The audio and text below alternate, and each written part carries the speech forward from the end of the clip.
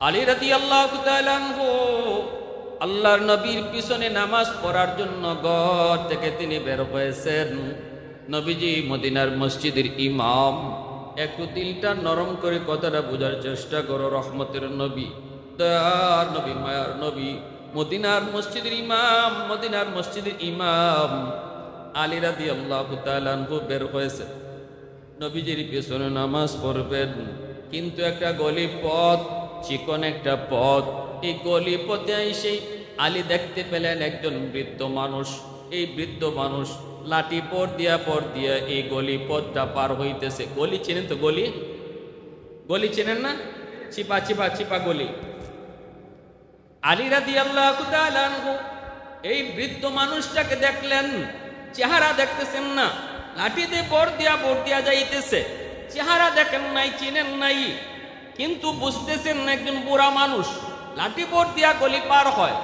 এমন চিপা গলি, ওই চিপা গলিটা একজনের পিছনে আরেকজনে হাঁটতে হয়, একজনকে আরেকজনে ওভারটেক করার কোনো সুযোগ নাই, এত চিপা। আলী রাদিয়াল্লাহু তাআলা আনহু চিন্তায় পড়ে গেলেন, আমি নবীজির পিছনে যদি প্রথম রাকাত ধরতে হয় তাহলে এই বুড়া মানুষটার পিছনে পিছনে হাঁটলে আমি এক রাকাত পাবো না, এক রাকাত নবীর পিছনে ছুটে যাবে। যদি নবীর পিছনে যাইয়া প্রথম রাকাতে শরীক হতে হয় তাহলে এই বুড়া মানুষটারে চাপ দেওয়া লাগবে, বলতে হবে চাচা একটু সাইড দেন, একটু চাপ দিয়ে যেতে হবে। এবার আলী নিজের মনে জিজ্ঞেস করে, আলী একটু বল, তুই কি মুরব্বী মানুষটারে কষ্ট দিবি নাকি তোর এক রাকাত ছুটে যাবে? কথাটা বুঝে আসছে? মুরব্বী মানুষে কষ্ট দিবি যদি যে চাচা একটু সাইড দেন তাইলে তার একটু কষ্ট হবে, তাহলে রাকাত তুমি পাইবা, নবীর পিছনে এক রাকাতও ছুটবে না। আর যদি তুমি তারে কষ্ট না দাও, না আমি মুরব্বী মানুষটারে কষ্ট দিব না, পিছনে পিছনে যাইমু, তাহলে আল্লাহ নবীর পিছনে এক রাকাত ছুটবো। কয় রাকাত? এক রাকাত। এবার আলী নিজের মনে জিজ্ঞেস করে, আলী বল তুই কি করবি রে, বল তুই কি করবি? তুই কি মুরব্বী মানুষের পিছনে পিছনে হাঁটবি নাকি তারে কষ্ট দিবি? এই অবস্থায় আলীর মন আলীকে ডাক দিয়ে কয়, না রে আলী না, মুরব্বী মানুষে কষ্ট দিবি না। কারণ মুরব্বী বয়স্ক মানুষ যখন তার বয়স বেড়ে যায়, বয়স্ক হয়ে যায়, যখন তার বয়স বেড়ে যায়, বয়স্ক হয়ে যায়, বয়সের কারণে আল্লাহর কাছে তার দাম বেড়ে যায়। আল্লাহু আকবার, জোরে কও। বয়সের কারণে, মুরব্বী হওয়ার কারণে, বয়স্ক হওয়ার কারণে আল্লাহর কাছে তার দাম বেড়ে যায়। সাবধান, এই বুড়া মানুষটা লাঠিতে পর দিয়ে যে হাঁটতেছে, যদিও তার চেহারা তুমি দেখো নাই সে কে, তবে এতটুকু তুমি বুঝতেছো সে মুরব্বী, সে একজন বয়স্ক মানুষ। কষ্ট দিও না, প্রয়োজনে এক রাকাত নামাজ তোমার ছুটে যায়, ছুটে যাক। আলী ওই মুরব্বী মানুষের পিছনে পিছনে মসজিদে যাওয়া শুরু করছেন। আর দিলের ভিতরে, মনের ভিতরে নামাজ তো এক রাকাত আর পাইমো, এক রাকাত তো নবীর পিছনে ছুটে যাবে। এইদিকে আল্লাহ নবী সূরা কেরাত পড়া নবী যখন রুকুতে গেলেন, সাথে সাথে আল্লাহ পাক জিবরাইলে আমিনকে পাঠায় দিলেন। জিবরাইলে আমিন আইসা বলতেছে, নবী গো, রুকু থেকে মাথা তুইলেন না, কারণ আপনার আলী এখনো নামাজে শরীক হয় নাই। ওগো নবীজি, রুকু থেকে মাথা উঠেন না, আলী এখনো নামাজে শরীক হয় নাই। আলী রুকু পাওয়া পর্যন্ত আল্লাহ আপনাকে রুকু লম্বা করতে কইছে। আল্লাহ নবী, রহমতের নবী, রুকু লম্বা করেন, কিন্তু নবী জানেন না কেন আজকে আলীর জন্য রুকু লম্বা করতে হলো। নবী কিছুই বুঝেন না, বুঝার কথাও না। জিবরাইলে আমিন নবীর সামনে দাঁড়ায় আছেন, নবী রুকু লম্বা করেন। সাহাবায়ে কেরাম পিছনে মসজিদে নববীতে সবাই তো নামাজের ভিতরে বুঝতেছেন, রুকুটা তো অনেক লম্বা হইতেছে, নবী তো মাথা তুলেন না, জিব্রাইলও বলেন না, নবীও মাথা তুলেন না। আলী মসজিদের ভিতরে ঢুকবেন, তাকায় দেখেন নবীজি রুকুতে আছেন। আলী মনে মনে কয় ঘটনা কি, নবী তো রুকুতে থাকার কথা না, আল্লাহর নবী তো আরো আগেই রুকু থেকে ওঠার কথা, কারণ আমার তো 1 রাকাত ছুটে যাবে, আমি যে লেট করছি 1 রাকাত পাওয়ার কথা না। মনে হয় নবীজি অনেক লম্বা কেরাত পড়ছে, লম্বা কেরাত, অনেক লম্বা কেরাত পড়ার কারণে হয়তো নবীজি নামাজ প্রথম রাকাত দেরি হয়েছে। দেরি নাই, আলী মসজিদের ভিতরে ঢুইকা পিছনের কাতের আইসা তাড়াতাড়ি করে আল্লাহু আকবার কইয়া খুশি খুশি তিনি রুকুতে শরীক হয়ে গেলেন। আর মনে মনে ভাবতেছেন আল্লাহু আকবার, আমার রুকুও ছুটলো না, মুরব্বী মানুষের কষ্ট দেওয়া হলো না, রুকুও পাইলাম। মনে মনে তিনি খুশি। যেই মাত্র আলী রুকুতে শরীক হইছেন, তখনই আল্লাহ পাক রব্বুল আলামিন জিব্রাইল রে কয়, জিব্রাইল বন্ধুরে কও বন্ধুর মাথা তুলতো। সুবহানাল্লাহ। জিব্রাইল আমিন কয়, নবী গো এবার আপনি মাথা তুলেন, আপনার আলী রুকু পায়া গেছে, আপনার আলী জামাতে শরীক হয়ে গেছে, রুকু পায়া গেছে, মাথা তুলেন। নবীজি মাথা উঠাইলেন, নামাজ শেষ হলো। শেষ হওয়া মাত্রই নবীজি মিম্বরে বৈশা সাহাবায়ে কেরামদেরকে লক্ষ্য করে বলতেছেন, সাহাবীরা রে, ও সাহাবীরা সামনের দিকে আগাও। অনেকেরই মনে প্রশ্ন, প্রথম রাকাতে রুকুটা এত লম্বা আমি কেন করেছি? অনেকেরই তোমাদের মনে প্রশ্ন আছে, কিন্তু জানোনি কেন আমি রুকু লম্বা করেছি? সাহাবায়ে কেরাম নীরব, সাহাবায়ে কেরাম কোনো কথা বলেন না, নীরব নিস্তব্ধ। আল্লাহ নবী রহমতের নবী বলতেছেন, সাহাবীরা শোনো, কেন প্রথম রাকাতে রুকু লম্বা হলো? নবী বলতেছে, আলী, ও আলী, আমার আলী কোথায়? এই ধর্মের সাথে ইসলাম ধর্মের তফাৎ একটু নয়, 19-20 নয়, আকাশ পাতাল। মূল তন্ত্রের মধ্যেই আমাদের সাথে তাদের বেশ কম। ওদের ধর্ম হলো ধর্মের সময় ধর্ম, ধর্মের সময় ধর্ম, ব্যবসার সময় ব্যবসা, ধর্মের সময় ধর্ম, রাজনীতির সময় রাজনীতি। এটা হলো খ্রিস্টান ধর্মের থিওরি, কিন্তু ইসলাম ধর্ম বলে না, ধর্মের সময় ধর্ম আর ব্যবসার সময় ব্যবসা। এমন ধর্ম ইসলাম ধর্ম নয়। ইসলাম ধর্ম কয় ধর্মের সময় ধর্ম শব্দ বলতে কোনো নাই। ইসলাম ধর্মে মানুষের জীবনের ব্যবসা বাণিজ্য, চাকরি বাকরি, রাজনীতি, রান্না বান্না থেকে নিয়ে সব কিছু ইসলাম ধর্মের ভিতরে। একজন মানুষ যদি রান্নাটাও ইসলাম ধর্মের ফর্মুলা মতো করে, রান্না করাটাও তার ইবাদতে শামিল হয়ে যায়। ব্যবসা যদি ব্যবসায়ী ইসলাম ধর্মের রুল মতো করে, ব্যবসাটাও তার ইবাদতে শামিল হয়ে যায়। দুনিয়ার লাইনে রাজনীতি যদি একজন মানুষ আল্লাহকে খুশি করার জন্য রাজনীতি করে, এই রাজনীতিটাও তার ইবাদতের অংশ হয়ে যায়। একজন মুমিন মুসলমান তার সকালবেলা ঘুম থেকে উঠা থেকে নিয়ে আবার রাতে ঘুমানো যাওয়া পর্যন্ত তার জীবনের যত কাম তার জীবনের সবগুলা কামকে আল্লাহ পাক ইসলাম ধর্মের ভিতরে ঢুকাইয়া সব কিছুরে ইবাদত বানায় দিয়েছেন। এজন্য একজন মুসলমান হাঁটতে গেলেও তার ইবাদত, একজন মুসলমান খাইতে বসলেও তার ইবাদত, একজন মুসলমান দোকানদারি করলেও তার ইবাদত, একজন মুসলমান রাজনীতির কথা কইলেও তার ইবাদত, যদি সেটা আল্লাহকে খুশি করার জন্য। কারে খুশি করা? জোরে বলেন। দুনিয়ার কোন নেতা নেত্রীরে খুশি করার জন্য নয়। আমাদের নেতা দুনিয়ার কোন মানুষ নয়। মুসলিম ধর্মের, মুসলিম জাতির নেতা হলেন নবী মুহাম্মদুর রাসূলুল্লাহ সাল্লাল্লাহু আলাইহি ওয়াসাল্লাম। আমরা অমুক নেতার রাজনীতি দেখেছি, অমুক নেত্রীর রাজনীতি দেখেছি, অনেক কিছু দেখেছি। ওই দেখার ভিতরে দুনিয়ার কোনো ফায়দাও নাই, আখিরাতের তো ফায়দার গন্ধও নাই। কিন্তু যদি আমি মুহাম্মদুর রাসূলুল্লাহ আমার নেতা, ওই নেতাকে খুশি করার রাজনীতি করি, তাহলে এই রাজনীতিটাও আমার ইবাদতের অংশ হয়ে যাবে। ঠিক কিনা জোরে কন? ইবাদতের অংশ। মুসলমান মনে রাখো,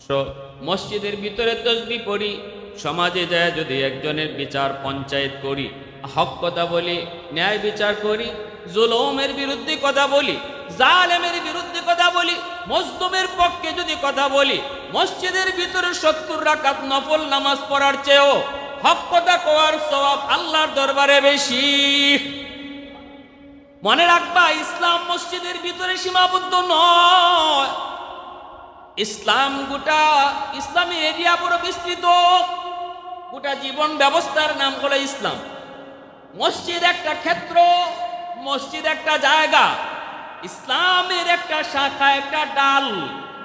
ঘর হলো ইসলাম, ইসলাম নামক গাছের আরেকটা ডাল।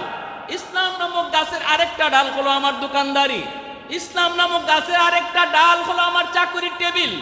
ইসলাম নামক গাছের আরেকটা ডাল হলো আমার মেম্বারি। ইসলাম নামক গাছের আরেকটা ডাল হলো আমার চেয়ারম্যানি। ইসলাম নামক গাছের আরেকটা ডাল হলো আমার এমপিগিরি। ইসলাম নামক গাছের আরেকটা ডাল হলো আমার রাজনীতি। সব ডাল মিলায়া হলো ইসলাম নামক গাছ। ঠিক কিনা জোরে বলো? সব কিছু মিলায়া হলো ইসলাম নামক গাছ। এজন্য ভালো করে ইয়াদ রাখবা, অন্য ধর্মের মতো ইসলাম ধর্ম নয়। বৎসরে একবার গঙ্গা নদীর মধ্যে ডুব দিলেই জীবনের সব পাপ মোচন হয়ে যাবে, এমন ধর্মের নাম ইসলাম না। বৎসরে একবার খ্রিস্টানদের গির্জায় গিয়া সারেন্ডার করলেই জীবনের সব পাপ মাফ, এমন ধর্মের নাম ইসলাম না। এমন ধর্ম ব্যবস্থা ইসলাম ধর্মে নাই। এজন্য ভাইরা বন্ধুরা মনে রাখবা, আল্লাহর কাছে জবাবদিহিতা থেকে যদি বাঁচতে চাও, তাহলে জীবনের প্রতিটা ক্ষেত্রে, প্রতিটা জায়গায় আল্লাহকে খুশি করার নিয়ত থাকতে হবে। ঠিক না? নাইলে জবাব দিতে হবে। আল্লাহ যদি জিজ্ঞাসা, তোমার পায়ের কদমটা, ঘর থেকে বাইরে যে হাঁটছো, তোমার প্রতিটা কদম তো আমি আল্লাহ ইসলাম ধর্মের ভিতরে ঢুকায় রাখছি, ইবাদতে ঢুকায় রাখছি, তো কদমটা দিছো কারে খুশি করার লাগে একটু কও তো। যদি কো আল্লাহ আমি তো আমার নেত্রী রে, আমি তো আমার নেতারে খুশি করার লাগে দিছি, সাথে সাথে আল্লাহর কাছে ধরা। আর যদি কো আল্লাহ আমার প্রতিটা কদম আমি তোমারে খুশি করার লাগে দিছি, তোমার নবীরে খুশি করার লাগে দিছি, আমার প্রতিটা কদম তখন ইবাদতে শামিল হয়ে যাবে। কিসে শামিল হবে? ইবাদতে শামিল হবে। আমাদের মনে রাখতে হবে, আমাদের জীবনের প্রতিটা কাজের উদ্দেশ্য হতে হবে আখিরাত। জীবনের প্রতিটা কাজের উদ্দেশ্য হতে হবে আল্লাহকে খুশি করা। যদি আল্লাহকে খুশি করা আমার জীবনের প্রতিটা কাজের উদ্দেশ্য হয়, এটা যদি দুনিয়াদারি কাজও হয়, তখন এটাও ইবাদতে শামিল হয়ে যায়। তখন ব্যবসাটাও ইবাদত হয়ে যায়, তখন আমার দোকানদারিও ইবাদত হয়ে যায়, তখন আমার চাকুরিও ইবাদত হয়ে যায়, তখন আমার রাজনীতি ইবাদত হয়ে যায়, তখন আমার ভোট দেওয়া ইবাদত হয়ে যায়, তখন এক ভাইয়ের সাথে কথা বলা ইবাদত হয়ে যায়, একজনের সাথে হাসি দিয়ে কথা বলা ইবাদত হয়ে যায়। যদি উদ্দেশ্য হয় সব কাজের কারে খুশি করা, জোরে বলেন কারে খুশি করা? আসরের মাঠে একজন মানুষ আমলনামা দেখে কইব, আল্লাহ এই আমলনামা আমার না, তোমার ফেরেশতারা ভুল করছে, এত নেকি আমি করি নাই। ফেরেশতারা ভুল কইরা অন্য কারো আমলনামা আমাকে দিয়ে দিছে। আল্লাহ পাক তখন কুদরতি মুস্কি হাসবেন।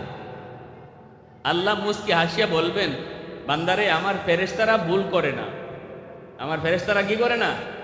ভুল করে না। তোমার আমলনামাই তোমারে দিছে, তোমার আমলনামাই তোমারে দিছে। তবু আল্লাহ তাহলে তো আমি এত নেকি তো আমি করি নাই, আল্লাহ এত নেকি তো আমি করি নাই। আল্লাহ পাক রব্বুল আলামিন তখন তারে বুঝাই দিবেন।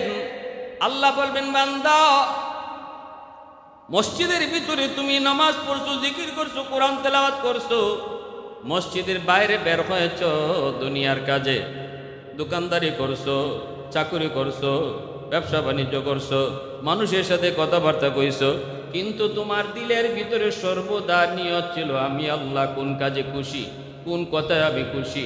যেই কথাটায় আমি খুশি এই কথাটাই কইছো, যেই কথায় আমি নারাজ এই কথা কও নাই। যেই কদমটাতে আমি খুশি ওই কদমটাই তুমি দিছো, যেই কদমে আমি আল্লাহ নারাজ ওই কদম তুমি দেও নাই। যার কারণে তোমার জীবনের খাওয়া দাওয়া, ঘুম, গোসল, এমনকি বাথরুমে ঢোকার টাইমটা পর্যন্ত আমি আল্লাহ ইবাদত বানায় রাখছি। একটু আওয়াজ দেখুন সুবহানাল্লাহ। তোমার জীবনের সব টাইমটাকে আমি আল্লাহ ইবাদত বানায় রাখছি, ইবাদত। ভাইরা বন্ধুরা, জন্য বলছিলাম আল্লাহ পাক রব্বুল আলামিন তার হাবিবকে আমাদের মাঝে পাঠাইছেন। নবীজি আমাদের জন্য মডেল ছিলেন। আল্লাহ নবীও দেখা গেছেন আল্লাহকে খুশি করার জন্য এই জমিনের মধ্যে আল্লাহ পাক আমাদেরকে পাঠাইছে। আল্লাহ পাকের আইন প্রতিষ্ঠা করার জন্য, আল্লাহর হুকুম বাস্তবায়ন করার জন্য। একটাই আমাদের কাম, নিজের জীবনে আল্লাহর হুকুম বাস্তবায়ন করব, এরপরে পরিবারের মধ্যে ইসলাম বাস্তবায়ন করব, এরপরে সমাজের মধ্যে ইসলাম বাস্তবায়ন করার চেষ্টা করব, এরপরে স্টেপটাই হলো রাষ্ট্রের মধ্যে ইসলাম প্রতিষ্ঠা করার কাম চেষ্টা করব। এই নিয়তে, এই উদ্দেশ্যে আল্লাহ পাক আমাদেরকে দুনিয়া পাঠাইছে। ঠিক কিনা জোরে কও? হ্যাঁ, আমার জীবনে আগে ইসলাম, তারপরে গড় ইসলাম, তারপরে সমাজ ইসলাম, তারপরে রাষ্ট্রে ইসলাম। প্রত্যেকটা কাজের, প্রত্যেকটা জায়গায় ইসলাম প্রতিষ্ঠা করা, আল্লাহর বিধান চালু করা। এজন্য আল্লাহ আমাদেরকে তার খলিফা বানায় পাঠাইছে। কি বানায় পাঠাইছে? খলিফা বানায় পাঠাইছে। আল্লাহ আমাদেরকে জিজ্ঞেস করবে, বান্দা তোর জীবনে তুই ইসলাম মানছো, ভালো কথা, সমাজে ইসলাম প্রতিষ্ঠা পাক, এটা তুই চাইছো নি? যদি আল্লাহ আমি তুই চিন্তাই করছি না, ধরা খাইলাম, আল্লাহর কাছে জবাব দিতে হবে। আল্লাহ যদি কো বান্দা সমাজেও তুই দেখছি, তুই একজনের মসজিদে ডেকে ডেকে নিছ, সমাজের মানুষে আল্লাহর কথা কইছ, রাষ্ট্রের মধ্যে যে ওই বসা বইয়া রইছে হুতুম পেশা, যে হুতুম পেশারা আমি আল্লাহর কোরআনের বিরুদ্ধে আইন করে, মুসলমানদের বিরুদ্ধে আইন করে, যারা নাচ গান মদ জুয়ার ওপেন লাইসেন্স দেয়, এর বিরুদ্ধে রাষ্ট্রীয়ভাবে আমি আল্লাহর আইন প্রতিষ্ঠা পাক। এজন্য কদ্দুর চেষ্টা করছো, একটু হিসাব দাও। যদি ভারী হিসাব দিতাম দিতে পারবো, যদি ভারী না লা আদ্রি, পারবো না কখন? যখন চেষ্টা করবো না। কইবেন হুজুর চেষ্টা তো করি আমরা, আল্লাহর হুকুম সব জায়গায় বাস্তবায়ন হোক, হয় না তো। আমি আপনি যদি চেষ্টা করে যাই, আর যদি নাও হয়, আল্লাহর কাছে আমি বেঁচে যাব, আমি জবাব দিয়ে দিতে পারবো, আল্লাহ আমি চেষ্টা করছি, আমি আমার থেকে চেষ্টা করছি। ব্যাং ইব্রাহিম আলাইহিস সালামকে যখন নমরুদে আগুনে ফালাইয়া দেয়, ব্যাং কে আল্লাহ ইব্রাহিম রে আগুনও ফালাই দিছে তো নমরুদ, ইব্রাহিম তো তোমার খলিল, আমার তো ভাল লাগে না, আল্লাহ একটু অনুমতি দিবা, আমি আগুনটারে নিবাইয়া দেই পানি দিয়া। আল্লাহ বলেন তুই ব্যাঙ্গে কেমনি নিবাইবে? আল্লাহ একটু দেও না, একটু অনুমতি দেও না, দেখি আমি চেষ্টা করা। আল্লাহ কয় ঠিক আছে, যা দিলাম। ব্যাঙ্গে ওই পুকুরে যাইয়া মুখ দিয়া কিছু পানি লইছে। ব্যাঙ্গের পেটটা কত বড়, কত বড় না অত বড়, এদ্দুর পেটের মধ্যে আর পানি কদ্দুর ঢুকছে, এদ্দুর পানি ঢুকছে। এই পানিটাই সে আইয়া নমরুদের আগুনের মধ্যে ট্যাংটা তুললে পেশাব করে দিছে। এই এদ্দুর পানি দিয়ে পেশাব করলো ব্যাঙ্গে, নমরুদের আগুনের খবরই হয় নাই, নমরুদের আগুনে কোনো টেরি পায় নাই। কিন্তু ব্যাঙ্গে যে এতটুকু প্রাণী হইয়া চেষ্টা করছে আগুন নিবাই লাওয়ার, আল্লাহ ব্যাঙ্গের উপর খুশি হয়ে গেছে। আল্লাহ কার উপর খুশি হয়ে গেছে? আগুন নিবে নাই, তাতে অসুবিধা নাই, ব্যাঙ্গের অসুবিধা নাই, ব্যাঙ্গের চেষ্টাটা যে করছে আল্লাহ খুশি হইয়া। আল্লাহ পাক জানাই দিছে, ইচ্ছাকৃত যদি কেউ ব্যাং মারো, ব্যাং হত্যা করো, একটা খাসি আল্লাহ রাস্তায় জবাই কইরা জরিমানা দেওয়া লাগবে, শরীয়তের মাসলা। ব্যাঙ্গে যে পেশাব করছে, ফুকাহায়ে কেরাম মাসালা বাইর করছেন, ব্যাঙ্গের পেশাব পাক, ব্যাঙ্গের পেশাব নাপাক না। একজনের মসজিদে আওয়ার পর ব্যাঙ্গে যদি তার পার মাঝে কাপড়ে পেশাব করে দেয়, দন লাগতো না, না দুইয়া নামাজ হইব, শুধু ওই দিনের কারণে আল্লাহ তারে পুরস্কার দান করছে। সুবহানাল্লাহ। ভাইরা বন্ধুরা, এজন্য বলতেছিলাম রাষ্ট্রীয় ব্যবস্থার ভিতরেও আমাদের আল্লাহর হুকুম, আল্লাহর আইন চালু করা, আল্লাহর হুকুম প্রতিষ্ঠা করার কাজে লিপ্ত হওয়া, এটা আমার আপনার জন্য দায়িত্ব। মনে রাখবেন, আলী রাদিয়াল্লাহু তাআলা আনহু একদিন তিনি আল্লাহর নবীর পিছনে নামাজ পড়ার জন্য মসজিদ থেকে বের হয়েছেন। করুন একটা ইতিহাস বলতেছে, একটু মন দিয়ে শুনেন একটা ঘটনা। দেখেন ইসলাম কারে কয়। এ আল্লাহর গোলাম, যদি এই জমিনে আল্লাহর আইন চালু হয়, মুসলমানরা শুধু শান্তিতে থাকবে তা না, অমুসলিমরা আরো বেশি শান্তি পাবে। ঠিক কিনা জোরে কও।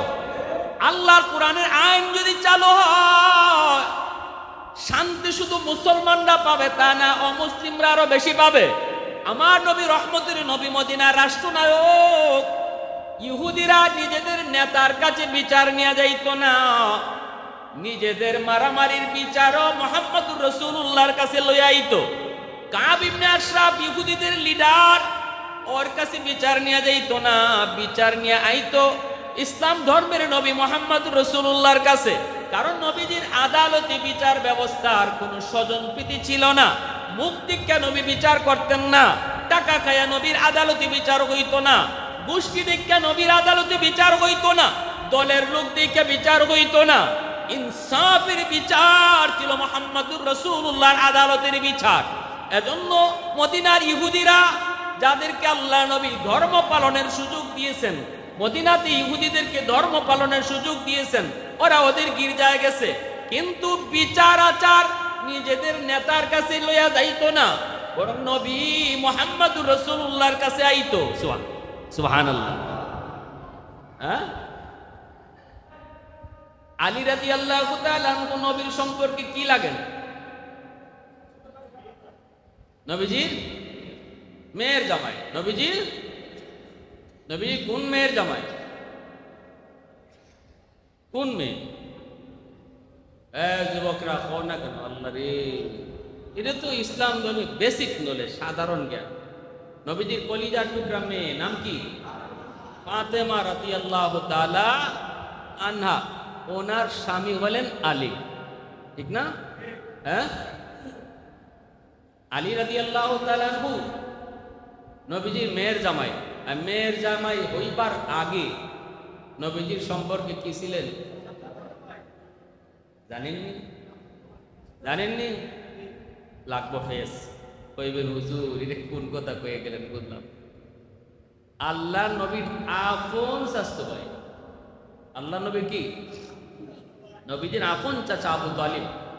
নবীজির আপন চাচা আবু তালিব, যিনি কালেমা পড়ে মুসলমান হন নাই।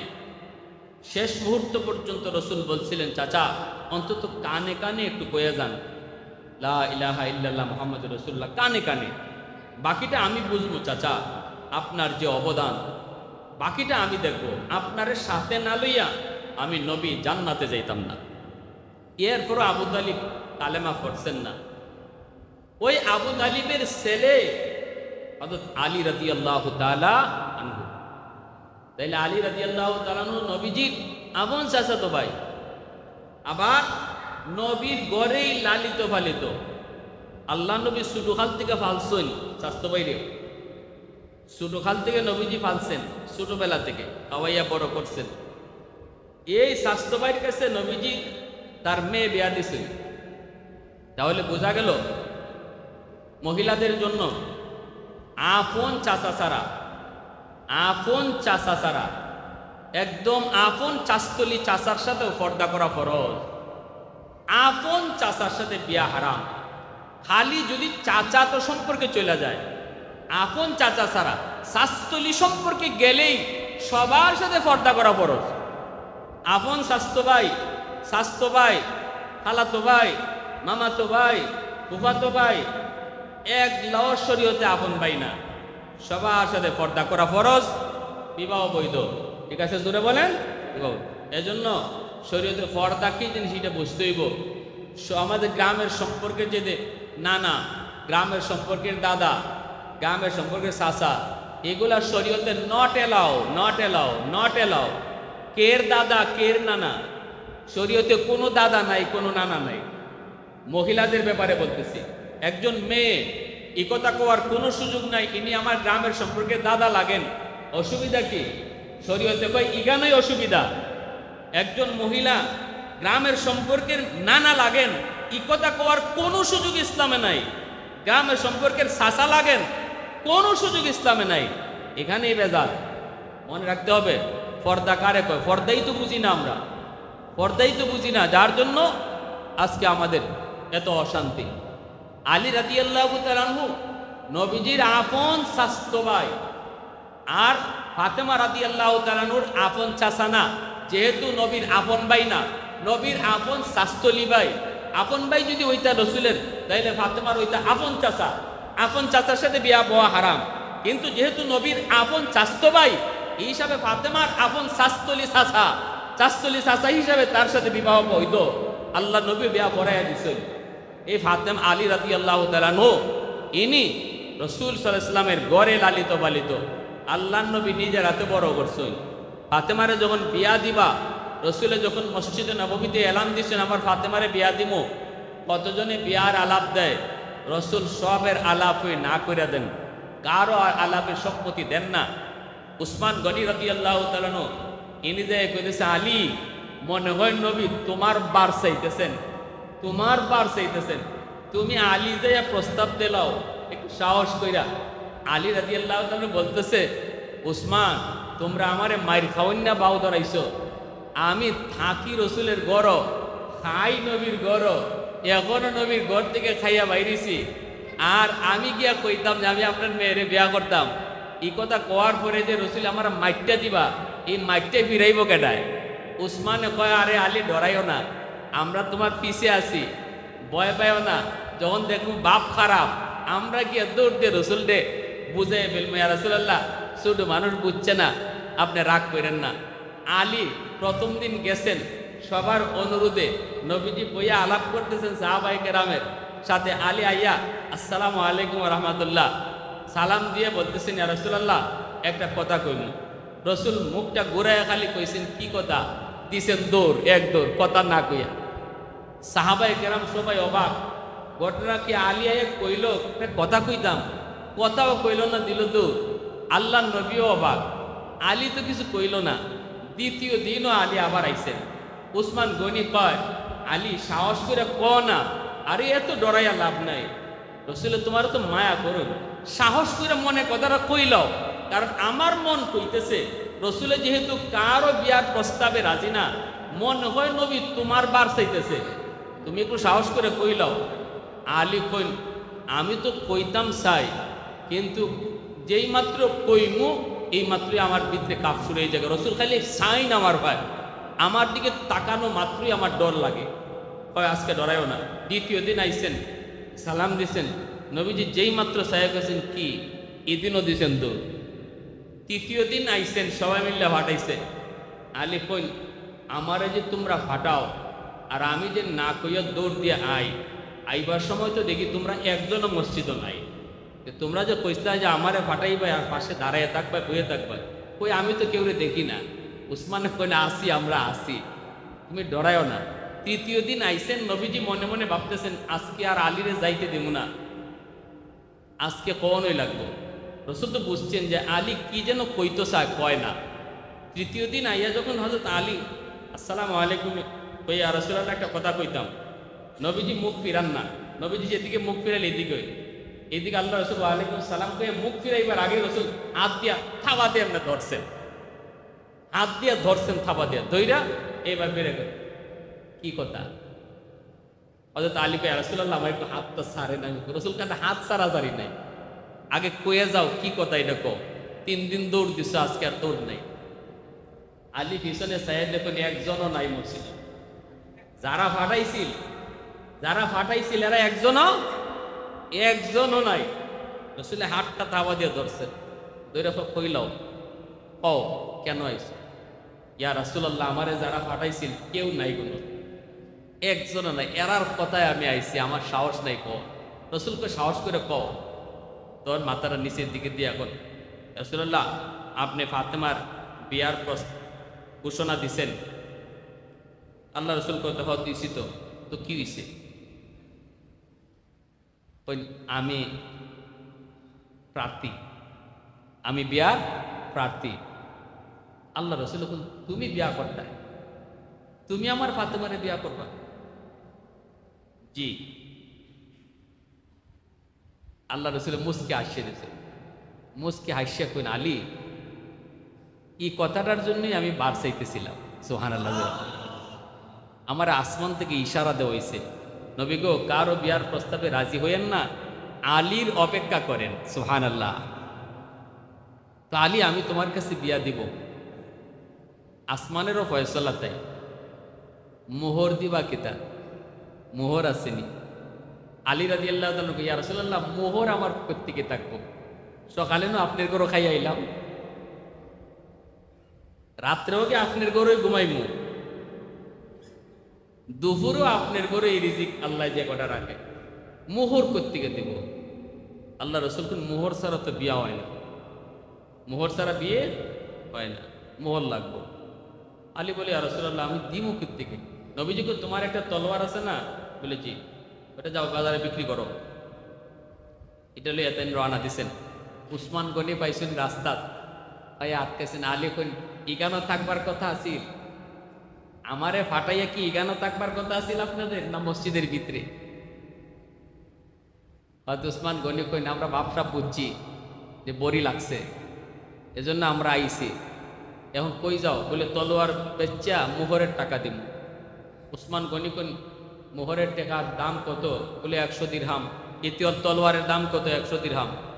নাও 100 দিরহাম দিলাম, তলোয়ারটা আমারে দাও। দিয়া উসমান গনি তাই তো সম্পদশালী, 100 দিরহাম দিয়ে তলোয়ার কিনে এই তলোয়ার আবার বিয়া হযরত আলীরে উপহার দিয়া দিছে। আলীরে উপহার। তো হযরত আলী রাদিয়াল্লাহু তাআলা আনহু এত মায়ার সাহাবী রাসূলের, আসমানি ফয়সালা যার সাথে, যার ব্যাপারে আসে, ইনি মসজিদের রসুলের পিছনে রুকুতে শরীক হইবেন। আল্লাহ রসুল ডাক দিছেন নামাজ শেষ কইরা, আলী পিছনের কাতারে তো নামাজের শেষে আইছেন, মনে আছে না? লাব্বাইক ইয়া রাসূলুল্লাহ। আল্লাহ নবী বলেন, আলী সামনের দিকে আগাও। সাহাবায়ে কেরাম সবাই তো অবাক হয়ে গেলেন, প্রথম রাকাতে রুকু কেন লম্বা হলো? এই মামলার সাথে আলী কেন জড়িত? সবারই সন্দেহ লাগতেছে, ঠিক না নি? রুকু কেন লম্বা হলো? নবী কেন আলীরে ডাকলেন? আলীরে কেন ডাক দিলেন? নবীজি ডাক দিয়া সামনের কাতারে নিয়ে আসলেন। এইবার নবীজি ডাক দিয়া বলতেছেন, আলী রে, আজ তুমি মসজিদে আসতে দেরি করছো কেন? অন্যদিন তো তোমার দেরি হয় না, আজকে তুমি কেন দেরি করছো একটু বলো। আলী রাদিয়াল্লাহু তাআলা আনহু বলতেছেন, নবী গো, আমি তো বেশি দেরি করি নাই, আমি তো আপনাকে রুকুতে পাইছি, রুকু তো আমার ছুটে যায় নাই। নবী বলতেছে, আলী রুকু কেমনে পাইছো? খবর তোমার নাই, আসমান থেকে আদেশ আইছে তোমার রুকু পাওয়ানোর জন্য। সুবহানাল্লাহ। ওগো নবীজি, আমি তো আপনাকে রুকুতে পাইছি, রুকুতে পাইছি। আল্লাহ নবী আলী, তোমার রুকু পাওয়ানোর জন্য জিব্রাইল আমারে রুকু লম্বা করায় দিছে আল্লাহর আদেশে। জিব্রাইল আইসা আমাকে বলতেছে, নবী গো, মাথা তুলবেন না, আপনার আলী রুকু পায় নাই, রাকাত না পাওয়া পর্যন্ত আপনি মাথা তুলবেন না। এরে আলী, একটু কও কি হয়েছে, একটু কও। আল্লাহ পাক তোমার উপর এত খুশি, কি এমন কাম করছো যে কামের কারণে আল্লাহ এত খুশি? এই কথা বলতে আলী রাদিয়াল্লাহু তাআলা আনহু সাজদায় পড়ে কান্না শুরু করে দিছে আর বলতেছে, মালিক, ও মালিক, তুমি আমার কারণে তোমার বন্ধুরে তুমি কষ্ট দিছো, আমার কারণে আমার হাবিবরে তুমি কষ্ট দিছো, আমার মায়া নবীরে তুমি কষ্ট দিছো। সাহাবায়ে কেরাম নিজের কষ্ট সইতে পারতেন, কিন্তু আল্লাহ নবীর কষ্ট তারা সইতে পারতেন না। জিব্রাইল আমিন আল্লাহ নবীরে রুকু লম্বা করে দিছেন। সাহাবায়ে কেরাম তারা বলতেছে, এটা আমরা পারতাম না। আল্লাহ নবী আবু বকরের উরাতে ঘুমায়, কিন্তু আবু বকরের পায়ে সাপে কামড় দেয়, বিষাক্ত সাপের কামড়, কত যন্ত্রণা। পা নাড়াচাড়া করেন না আবু বকর, কারণ পা নাড়াইলে নবীজির ঘুম ভেঙে যাবে। জোরে কও সুবহানাল্লাহ। সাপের কামড়ের যন্ত্রণা হজম করে ফেলছেন, দাঁতে দাঁতে কিরিমিরি খায়া হজম করে ফেলছেন, তবু নবীর ঘুম ভাঙান নাই, ঘুম ভাঙতে দেন নাই। এরাই হলো নবীর সাহাবী, আসহাবী। উলাইকা আসহাবুন নবী সাল্লাল্লাহু আলাইহি ওয়াসাল্লাম, আবাররাহা কুলুবান ওয়া আমাকাহা ইলমান ওয়া আকাল্লাহা তাকাল্লুফা। ইখতারাহুমুল্লাহু লিসুহবাতি নাবিয়্যিহি ওয়া লিইকামাতি দীনিহি ফারিফু লাহুম ফাদলাহুম ওয়াত্তাবিউহুম হাদিয়াহুম ওয়া সিয়ারিহিম ফাইন্নাহুম কানু আলাল হুদাল মুস্তাকিম। ভাইরা বন্ধুরা, জন্য বলতেছি, আলী সেজদায় পড়ে কান্দে, আল্লাহ নবী বলতেছে আলী কান্নাকাটি করে লাভ নাই, একটু কি নেকামল তুমি করেছ। আলী বলতেছে নবী গো, আমি টাইম মতোই ঘর থেকে বের হয়েছি আপনার পেছনে নামাজ পড়ার জন্য, কিন্তু চিপা একটা গলির মধ্যে একজন মুরব্বী মানুষ পাইলাম, বয়স্ক মানুষ পাইলাম। এই বয়স্ক মানুষটার সম্মান দেখাইতে যায় তার পিছনে পিছনে গলিটা পার হওয়া লাগছে। আর আমি মনে মনে ভাবছি এক রাকাত ছুটে যাবে, ছুটে যাও, তবুও মুরব্বী বয়স্ক মানুষকে আমি কষ্ট দেব না, কারণ বয়স্ক মানুষ বয়স হওয়ার কারণে আল্লাহর কাছে দামি হয়ে যায়। মুরব্বীরে যে সম্মান করে আল্লাহ তার উপর খুশি হয়ে যায়। মুরব্বী মানুষরা কোনো যুবকের উপর যদি দোয়া দেয়, এই দোয়াটাও আল্লাহর দরবারে কবুল হয়ে যায়। যুবক যদি যৌবনে আল্লাহর কাছে দামি হতে চাও, যুবক যদি সামনের জীবনের সব ঘাট তুমি মুক্ত করতে চাও, সকল ঘাটে যদি সফলতা পেতে চাও, পরীক্ষায় যদি ভালো ফলাফল চাও, ব্যবসা বাণিজ্যে যদি সফলতা চাও, তাহলে সমাজের মুরব্বীদের কাছ থেকে বেশি বেশি দোয়া নিবা। বাপ মার কাছ থেকে দোয়া নেও, উলামায়ে কেরামের কাছ থেকে দোয়া নেও, আর মুরব্বীদের সাথে বেয়াদবি করবা না। মুরব্বীদের সালাম দিবা, দোয়া নিবা, তোমার সামনের ঘাট আল্লাহ পাক তোমার জন্য আসান কইরা সফলতার দরজা আল্লাহ খুলে দিবে। জোরে কও সুবহানাল্লাহ। আল্লাহ নবী বলতেছে আলী, ওই মুরব্বী মানুষটার সম্মান করার কারণে আল্লাহর দরবারে তোমার দাম এত দাম এত দাম বেড়ে গেল। তুমি দেখছো নি মুরব্বী মানুষটা কেডা? আলী রাদিয়াল্লাহু তাআলা নবী গো, অবাক হওয়ার কাণ্ড হলো, আমি গলি পার হওয়ার পর চেহারার দিকে তাকায় দেখলাম এই মানুষটা মুসলমান না, সে হলো একজন ইহুদি। মুসলমান না ইহুদি, কিন্তু সে একজন বয়স্ক মুরব্বী। একজন অমুসলমান বয়স্ক একজন অমুসলমানকে সম্মান দেওয়াতেও যদি আল্লাহ এই পরিমাণ খুশি হয়, তাহলে একজন বয়স্ক মুসলমানরে যদি তুমি সম্মান করো, আল্লাহ তোমার উপর কি পরিমাণ খুশি হয়। সুবহানাল্লাহ। এজন্য আমি বলছিলাম, ইসলাম ধর্ম শুধু মুসলমানদের অধিকার দেয় না, ইসলাম ধর্ম অমুসলমানদেরকেও অধিকার দেয়। ইসলাম ধর্ম পশু পাখিরও অধিকার দেয়, ইসলাম ধর্ম গরু ছাগল হাঁস মুরগিরও অধিকার দেয়, সব জীবজন্তুকেও ইসলাম ধর্ম অধিকার দেয়।